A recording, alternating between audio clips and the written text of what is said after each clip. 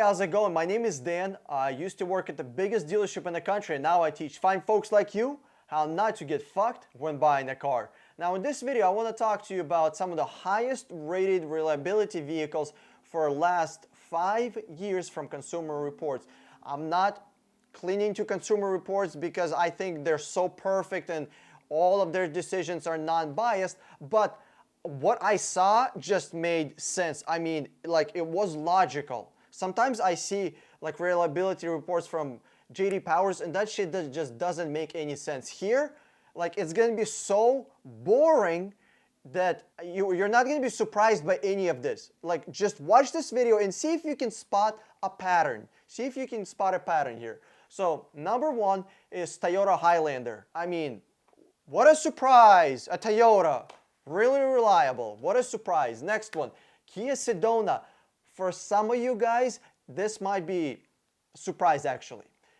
For me, it's not, because Kia has really stepped up their game. Kia is making some really good cars. Hyundai and Kia is like Lexus, Toyota, GMC, Chevy, Lincoln, Ford, Acura, Honda. It's really the same company. It's just different badges. They share a lot of the same thing. So when I see a Kia here, what kind of impressions am I getting from Hyundai? It's a good fucking car. It's the same thing. But the biggest surprise is it got 82% rating comparing to a Toyota Sienna at only 72. That is huge. That is absolutely insane. When I say Hyundai and Kia stepped up their game, I really mean it. They're really working hard to become really reliable car manufacturer. Next one, Honda Fit. Again, there was no issues, no big issues reported for the last 5 years. And when I say no big issues reported, I don't mean like incidents, like individual incidents. I mean consistent issues. For example, thousands of people had the same problem. Thousands of people had this issue. Honda Fit and none of these cars had that. There were some problems here and there, don't get me wrong, but there was no consistent problem. There's no consistent fuck up on the car. Like with Ford fucking up thousands of cars, like hundreds of thousands of Ford Focuses with transmissions. Transmissions would go out on 20, 30, 40,000 miles. That's a consistent problem. Toyota Prius, again, what a surprise. I mean, what did you think? There's gonna be something else besides the Toyota and Honda here? Lexus, a fancy Toyota. Lexus NX, which I'm actually not a huge fan. I hate how it looks. I hate the concept of small SUV. Like, you had a RX and there's an NX. I'm just not a huge fan of it, but it got 88% reliability. That is insane. That is like, holy shit. You have a fucking Lexus NX, boring ass Toyota, that's at 88%, and you have a Macan, a fucking Porsche, Macan starts at $50,000. $50,000 for a fucking Porsche at 53% reliability. What kind of bullshit is that? Next one, Toyota Corolla at 89%. I mean, fuck.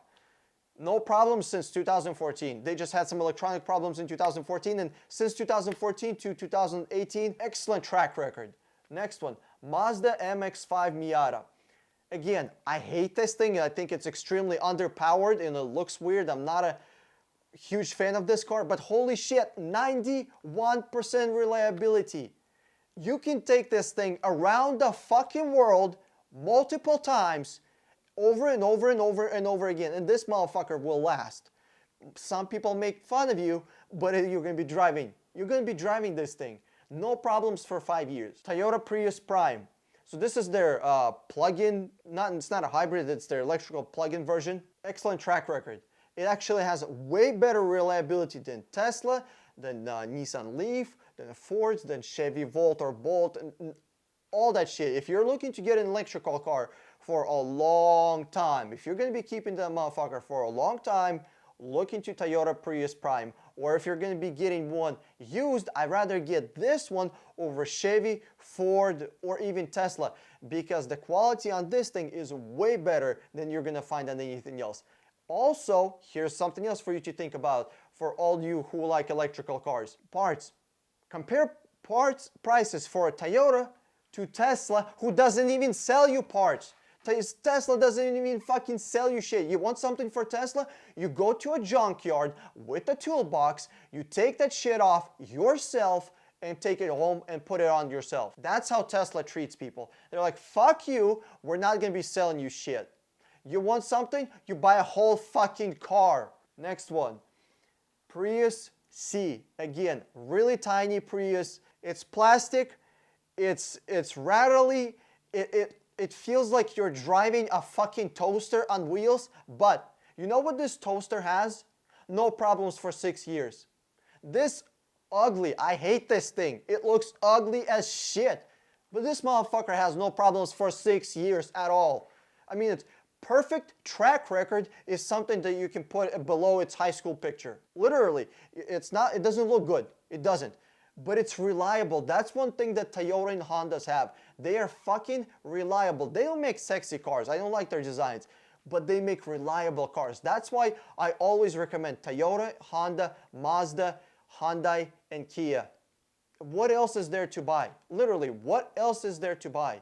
If you haven't won a lottery and you cannot afford, to replace cars every 5 years because you just won a fucking lottery, then you gotta go with one of these cars. You gotta go with the Asians. They know how to make cars and noodles. And number one, because I went from 10 to 1, is actually Lexus GX. 95% reliability rating. Let me say that one more time slow for those of you that didn't catch that. 95% reliability rating. Compare that to Audi Q7 at 66% reliability. Mercedes GLE, 56% rating. Acura MDX, you ready? 40% reliability. When I say stay the fuck away from Acura, I mean it. I don't pull this shit out of my ass. I don't make shit up. The only downside with Lexus GX is the gas mileage. I mean, 12 miles to a gallon. It's horrible. But I'd rather be driving Lexus with 12 miles to a gallon than sitting in a fucking service center at Porsche dealership because my Porsche is getting new parts. And Porsche gas mileage is gonna be what, 15 miles to a gallon, 16? It's not that much different.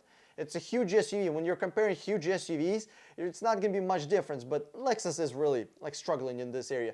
The only reason you're getting 12 miles to a gallon, and here's the thing, it's not just for no reason you're getting 12 miles to a gallon. It's not like Lexus was like, fuck you, which yeah, Toyota and Lexus, they're getting a little lazy lately because they're number one, they're kind of being fat, lazy cat on the couch, they ain't doing shit. But the reason they're getting 12 miles to a gallon is because they're using a V8, which happens to be thirsty but very reliable. It's like AK-47.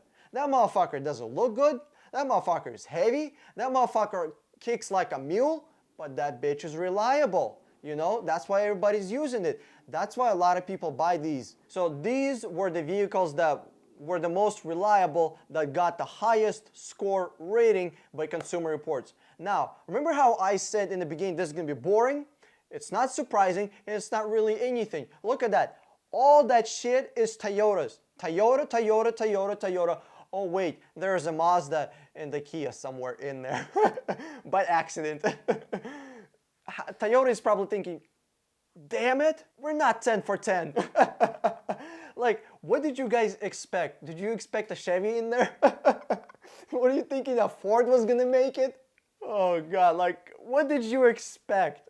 What were you think that was gonna be on top 10 most reliable cars in America? Hey, if you enjoyed this video, give me a thumbs up below and click the subscribe button over my head, or watch one of those two videos if you want to see more money saving tips about cars. This is Dan with 60 Minute Car. I'm signing out and I'll see you on the internet.